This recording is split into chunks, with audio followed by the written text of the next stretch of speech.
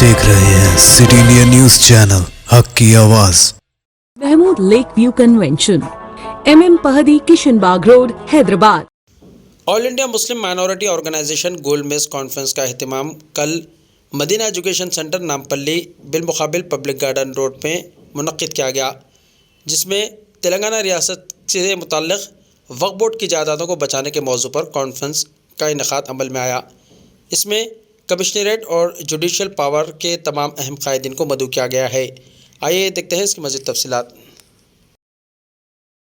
और ये सब चीजें, बहुत सारी चीजें क्या है वक्त के ताल्लुक से आज भी यहाँ पर जितने हजरात बैठे हुए हैं, मेरा अपना जो नजरिया, अपना जो ख्याल बता रहा हूँ कि भाई मैं खुद ही अपने घर में जाके अपनी वाइफ से पूछूं, मैं वक्त के ताल्लुक से एक मीटिंग में जा, तो हमारी वाइफ बोलते वक्त क्या है।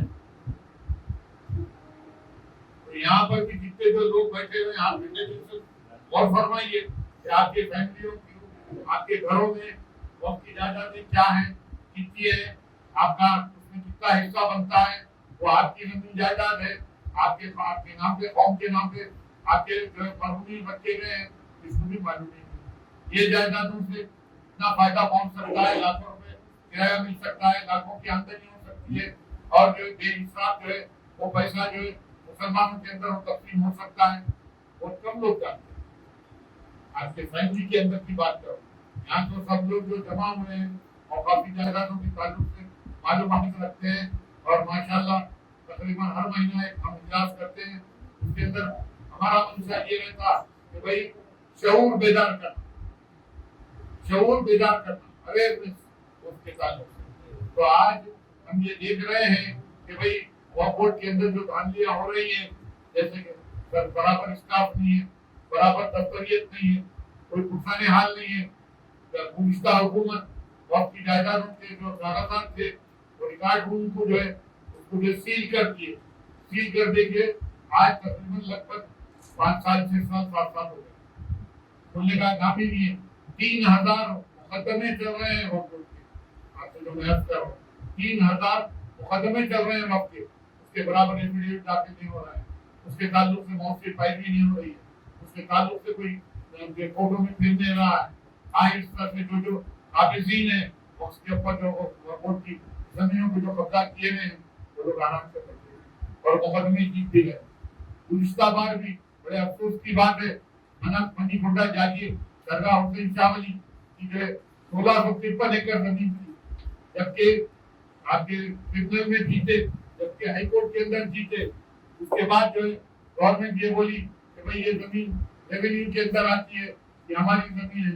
मुकदमा चला सुप्रीम कोर्ट के अंदर, उड़ीसा की माजी की हुकूमत 36 वकीलों को रखी और 36 वकील मिलके मुकदमा लड़े, और वक्फ बोर्ड के ओहदेदार और यहाँ की हुकूमत दस्तावेजात जो है कोर्ट के अंदर सही तरीके से, वो 1 लाख करोड़ की जमीन, 1 लाख करोड़ की जमीन हुकूमत जीत गई, क्योंकि आप कोर्ट के अंदर आपके जब तक आपके पेपर्स नहीं है आपके केस जीत नहीं सकते। क्यों? एक मुनज़्ज़िम तरीके से माजी की हुकूमत, एशिया साहब की हुकूमत रिकॉर्ड सेक्शन को जो सीज कर देने की वजह से वक्फ बोर्ड का रिकॉर्ड सही तरीके से कोर्ट कचहरी में पेश नहीं हो सका। तो ये सब खराबियां मौजूद हैं, ये सब चीजें मौजूद हैं, और फिर उसके साथ साथ औकाती जायदादों के ताल्लुक से कोई भी अगर शख्स अगर उसे इस्तेमाल में लेना चाहता है तो एनओसी दी जाती है, एनओसी जारी, एनओसी इशू, तो पुरसाने हाल नहीं है। फिर उसके बाद हुकूमत की तरफ से एक सीमा की कमी दिखाई गई, उसके अंदर रिपोर्ट जो बोले कि भाई कौन जमीनों का कब्जा करे हुए हैं, क्या क्या है, वो जमीनों के ताल्लुक से जो एसके सीमा की रिपोर्ट आई। आज रिपोर्ट आके जो है तकरीबन 10 साल से ज्यादा का अर्सा हो चुका है, आज तक वो रिपोर्ट शायद नहीं, वो रिपोर्ट के अंदर ये है लिखा हुआ। बिस्मिल्लाहिर्रहमानिर्रहीम। आज मदीना बिल्डिंग नामपल्ली पे वक्फ के तहफ़्फ़ुज़ात के लिए एक मीटिंग रखी गई, मुनक़्क़िद की गई, और अल्हम्दुलिल्लाह इसके ऊपर कई सारे लोग बोले, कई सारे लोग अपनी राय रखे। मैं एक चंद बातें बोल रहा हूँ। पहले वक्फ का मतलब क्या है? पूरी ज़िंदगी में जो भी आप कमाए, एक दिल में एक ये होता है कि उसको वक्फ करे, अल्लाह की राह में करे। तो जो भी प्रॉपर्टीज वक्फ की जाती है वो अल्लाह की प्रॉपर्टी, ये बात आप याद रखिए, अल्लाह की प्रॉपर्टी है। और उसके इस्तेमाल और उसके चीज़ा जो भी अपन कर रहे हैं, अपनी कौम को उसको बेनिफिट होना। जैसा कि अभी वक्फ बोर्ड का थोड़े चीज़ा ऐसे मुश्किल घड़ी से चल रहे हैं। आज तेलंगाना की मैं बात करता हूँ, टोटल 77 लाख एकड़, उससे भी ज़्यादा ज़मीन है, जहाँ की एंक्रोचमेंट 57,000 एकड़, 57 लाख एकड़ से भी ज़्यादा एंक्रोचमेंट हुआ है। तो ऑलमोस्ट 75% एंक्रोचमेंट और कब्जेदारी लूट में ये चीज़ा क्या है हमारे से चले गए आज। तो उस बारे में आपको गौर फिक्र करिए। हम तो खैर सोशल रिफॉर्मर है, बोलते रहेंगे। आवाम को भी गौर फिक्र करना चाहिए कि जो अपने आबो अजदाद बाप दादाएं वफ़ करे, उसको कैसा अपन सेफ करे, सेफ गार्ड करे। तो इसके लिए कई जने दिमाग लगा के एक चीज़ लाए कि अपन इसको जुडिशल पावर देना। जुडिशल पावर जब आएगा तो पावर एक रहेगा कि वक्फ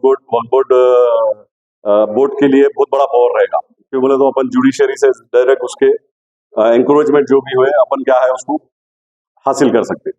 और एक कमिश्नरेट का मतलब कईयों को नहीं मालूम है। ये एक तरफ से एक कमिश्नरेट मजिस्ट्रेट को और एक आईपीएस ऑफिसर या आईएएस ऑफिसर, आला दर्जे ऑफिसर को कंबाइन करके एक यूनिट बनाते, जहाँ की जैसा लास्ट टाइम थे उन्होंने 8 साल पहले ही बोले, जैसा ही मैं बैठूंगा जुडिशल पावर उसको ये करूंगा बोल के, वक्फ बोर्ड को मैं बराबर दिलाऊंगा बोले। अपने असेंबली में 2-3 बार मीटिंग, 2-3 बार बात उठाए, फिर उसके बाद अनजान हो गए। जैसा बात उठा रहे, क्या बेस पे अनजान हो रहे, वो भी अपन को मालूम करना है। क्यों बोले तो कहीं कोई चीज, कोई पावर इनको रोक रही क्या, जो भी सत्ता में बैठ रहे, कोई रोक रहे क्या, कोई लुटेरे रोक रहे क्या इनको आगे जाने से, वो अपने को ये करना है। जो भी अब नई गवर्नमेंट फॉर्म हुई, जैसा हमारे रेवंत रेड्डी साहब हैं, उनसे हम यही मुतालबा करते हैं कि इसको जुडिशल पावर्स दे और कमिश्नरेट मुनक़िद करे, और वाइस वर्सा फ्रीक्वेंट जो भी एंक्रोच हुए, जैसा कि 75% एंक्रोच हुआ, उसको वापस हासिल करें।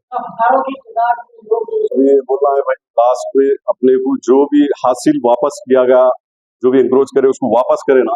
ऑलमोस्ट मेरे ख्याल से कई करोड़ों की इमदाद होती वक्फ बोर्ड को, और हमारे बच्चों को, हमारी कौम को एजुकेशन में, जॉब्स में, और टेक्निकल स्किल्स जैसा कंप्यूटर स्किल्स है उसमें काम आते। तो वो चीज़ को हम वापस लाएंगे, और पूरी जितने भी अपनी कौम के बच्चे हैं, जो भी नौजवान बच्चे आज स्ट्रगल कर रहे हैं, उन लोगों को हेल्पफुल हैंड बने। Thank you. मेरा नाम मोहम्मद इब्राहिम है, मिशरात कॉन्स्टिट्यूंसी से बिलोंग करती हूँ। Thank you very much. Hello everyone, मैं यहाँ पर हूँ Madina education centre opposite to public garden.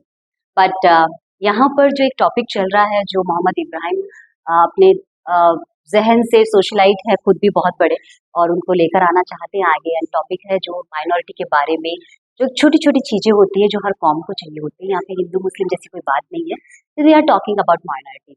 तो मुझे ये लगता है कि हम अगर किसी एक कौम के बारे में बात नहीं कर अगर हम ये बात करें कि हर एक बंदा एक एसोसिएशन से जुड़े, जैसे कि एक इलेक्ट्रिक एसोसिएशन होता है, जैसे एक आयरन एसोसिएशन होता है, जैसे एक स्टील एसोसिएशन होता है, अगर एक एसोसिएशंस बने तो बहुत बड़ा हम गवर्नमेंट को इकोनॉमी के साथ साथ सपोर्ट करते हुए अपने प्रॉब्लम से बताने के लिए ईजी हो जाता है। बिकॉज एक एसोसिएशन का जो हेड होता है वो वहाँ तक पहुँचने के लिए बहुत ही सहूलियत हो जाती है। तो मेरा मानना ये है कि लाइक बीइंग अ जैन, मैं ऑल्सो ये कहना चाहूँगी कि भाई माइनॉरिटी के भी और नॉन माइनॉरिटी के भी सबके कुछ न कुछ इश्यूज होते हैं, बट ये सारे इश्यूज एक ही जगह पर हम बात कर उन्हीं 4 दीवारों में दफन हो जाए। इससे अच्छा ये है कि एक माइनॉरिटी कॉम का कोई भी एक बंदा उसको लीड ले, एसोसिएशन बनाए, जिस तरह से प्रोफेशनल एसोसिएशन होते हैं जो मैंने अभी आपको बताए, उसी तरीके से दूसरे प्रोफेशंस पे बनाकर एजुकेशन के लिए, वाटर के लिए, प्रॉपर्टीज के लिए एक बंदा गवर्नमेंट तक पहुंच सकता है। और वहां तक पहुंचकर वो सारे के सारे इश्यूज डिस्कशन होने के बाद वहां से जो भी रिव्यू आता है, अगेन एसोसिएशन में अगर हम डिस्कस करते हैं और वहां पे जो काबिल इंसान होते हैं वो अपना राय अगर दें, तो बहुत जल्दी ये प्रॉब्लम सॉल्व हो सकता है। एंड ऑफ द डे, चाहे माइनॉरिटी हो चाहे नॉन माइनॉरिटी हो, end of the day issue यही है कि बस हमारा देश आगे बढ़े और हम जहाँ पे रह रहे हैं वो बहुत ही सुकून वाला प्लेस होना चाहिए। आज जब सुबह की शुरुआत मेरी खुद की हुई तो यहाँ कौमी नॉन कौमी वाली बात ही नहीं है। एक मुसलमान भाई ने मुझे सुबह अपने फ्रूट्स लाके दिए, जिन्हें मैंने गाड़ी में डाले हैं और मैंने अपनी दिन शुरू की है आज की। और आज जैसे ही मैं आगे की तरफ बढ़ी तो एक हिंदू ही दुकान से मैंने वाटर बॉटल खरीदी। तो मेरा दिन बिना किसी कॉमी के बिना हो ही नहीं सकता है। तो इन सबको सोचे बगैर अगर हम ये सोचें कि किस तरह से अपनी शिकायतें या अपनी प्रॉब्लम हम गवर्नमेंट तक पहुंचाकर उसे सॉल्व कर सकते हैं। Thank you so much Ibrahim ji, आप इस तरह की चीजों को मेरा एंटी करप्शन से मैं पीएनएस की नेशनल प्रेसिडेंट हूँ।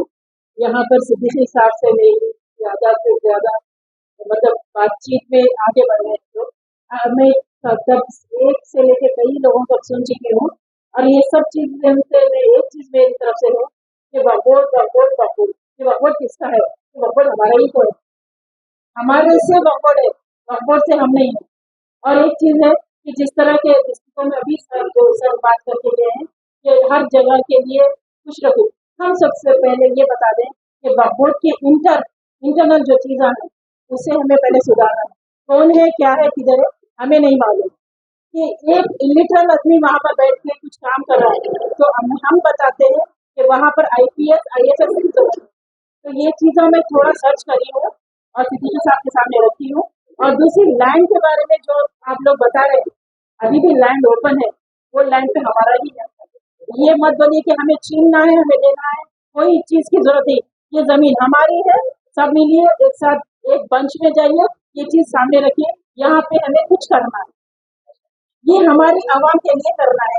ये बात से सहमत रहती है और सिद्दीकी साहब से पूछिए।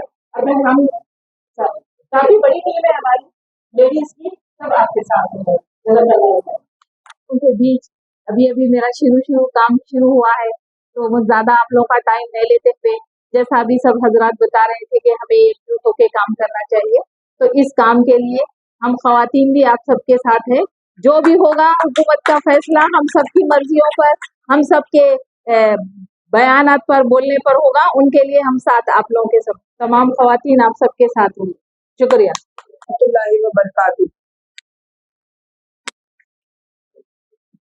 पुरानी हुकूमत ने जो भी काम किए हैं उसकी वजह से कांग्रेस गवर्नमेंट पे भी उंगलियां उठ रही हैं, लेकिन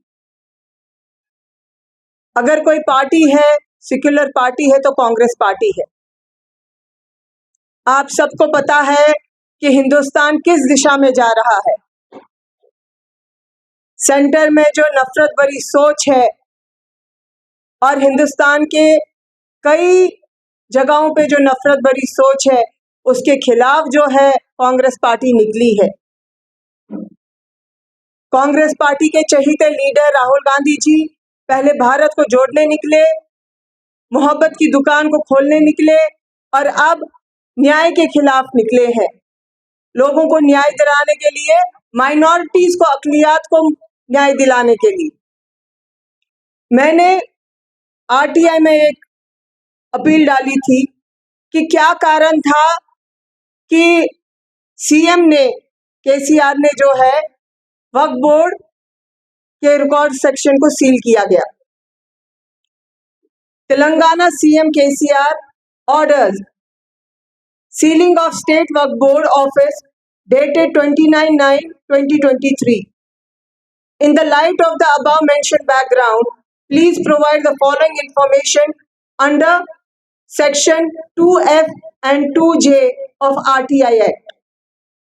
The reason as per the record for sealing of the state waqf board record section. Certified copy of the official record issued regarding the sealing of the state waqf board record section. The present status of the CID inquiry of Waqf board. ये मैंने पूछा था लेकिन इसका कोई भी जवाब नहीं आया। क्यों? क्योंकि सरकार भी इनकी, RTI सेक्शन भी इनका ही। कैसे साबित करेंगे कि सरकार चोर है? सबसे पहले हमारे को ये खोज करना है कि चोरी किसने की। कौन सी पार्टी के लोग जो है एक, क्या कहते हैं उसको, नाग की तरह, सांप की तरह बैठे हुए हैं वक्फ बोर्ड की जमीनों पर। क्योंकि वक्फ की जमीन जो है वो गरीब मुसलमानों की, अवाम की जमीन है, वो अल्लाह की जमीन है, उस पे हर एक मुसलमान का हक है। लेकिन कोई जबरन उसको छीन के अपनी जेबें भरे, अपने औलादों के लिए रखे, जवाबदेही है। जो भी लीडर्स हैं वो ये भूल जाते हैं कि अवाम ने अगर उनको चुना है तो अपनी राहत के लिए, अपनी बेहबूदी के लिए, ना ही अवाम के ऊपर हुक्म चलाने के लिए और ना ही अवाम का खून चूसने के लिए, ना लूटने के लिए। कई लीडर जो है भूल जाते हैं कि उनकी भी मौत है, उनको भी जवाबदेही देनी है। हमको उनको याद दिलाना चाहिए कि अगर वक्फ प्रॉपर्टीज जो छीने हुए हैं, जो कब्जा करे हुए हैं, उनको याद दिलाना चाहिए कि उनकी जवाबदेही कहाँ पे है। यहाँ तो बच सकते हैं, अल्लाह के पास नहीं बच सकते, लेकिन पावर में वो इतने अंधे हो जाते हैं कि उनको पता नहीं चलता है उनको क्या करना है। बाकी हम सबको पहले मुसलमानों में, मैं आप सबको बुरा लगेगा क्योंकि मैं हमेशा कड़वा बोलती हूँ, मुसलमानों में यकजहती नहीं। हम लोग 18% है, 18% होने के बावजूद भी हम में यकजहती नहीं। रेड्डीज को आप देख लीजिए, आज रेड्डीज हुकूमत कर रहे हैं, पूरे तेलंगाना में रेड्डी छाए हैं जबकि वो 8% है। हम लोग क्यों नहीं एकजुट होके काम करते हैं, एकजुट होके आवाज उठाते हैं? सिद्दीकी भाई अगर आवाज दे रहे हैं, हमको धरना करना है, हमको हुकूमत के खिलाफ बोलना है, हमको चोर चक्कू के खिलाफ बोलना है जो वक्त प्रॉपर्टीज को लेकर बैठे हैं, आगे बढ़िए। जब तक हम एकजुट होके आवाज नहीं उठाएंगे तब तक कुछ नहीं होगा।